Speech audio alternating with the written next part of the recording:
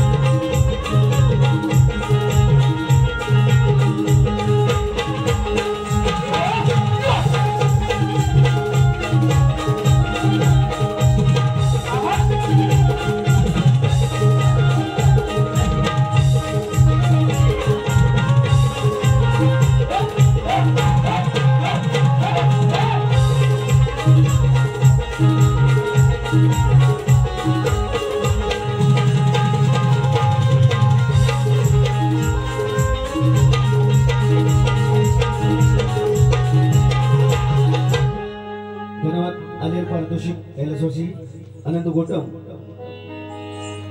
यांच्या स्मरणार्थ आलेलं पारितोषिक आहे 101 रुपयाचं. त्याचं म्हणणं एक गीत झालं पाहिजे. जर आधी म्हणतोस तर नक्कीच दिलं असतं. वेळ पण झालाय. आता बुवांचा विषय देणार शॉर्टकट मध्ये. बुवा म्हणाले की जिमनबुवाने 2 तास भारी केलं नाही. एक तर म्हणतोस वर्ण माझ्या शब्दांची कटिंग तुम्ही द्यायला हवी. वा ओ संदीप बुवा, कटिंग जर नको हवी असेल तर प्लेन बारी टाकून देईन मी. तुमच्या गाण्याची कटिंग, प्रश्नाचं उत्तर, त्याचं सुद्धा विश्लेषण केलेलं आहे मी. याला बुवा काय कानात घालून होता या बोला की नाही. मी शाहिरांना सांगितलेलं आहे बुवा माझा मागचा जो प्रश्न होता त्याचं उत्तर दिलं तरी चालेल, आणि आताचा जो प्रश्न मी चेंज केला होता. बुवा काय कानात इयरफोन घालून होतात. इयरफोन ना संदीप बुवा, मी म्हटलंय ते वारीत माझ्या पहिल्या फेरीत मी म्हटलेलं आहे की जो माझा पूर्वीचा विषय आहे त्याचं उत्तरचं विश्लेषण केला तरी चालेल.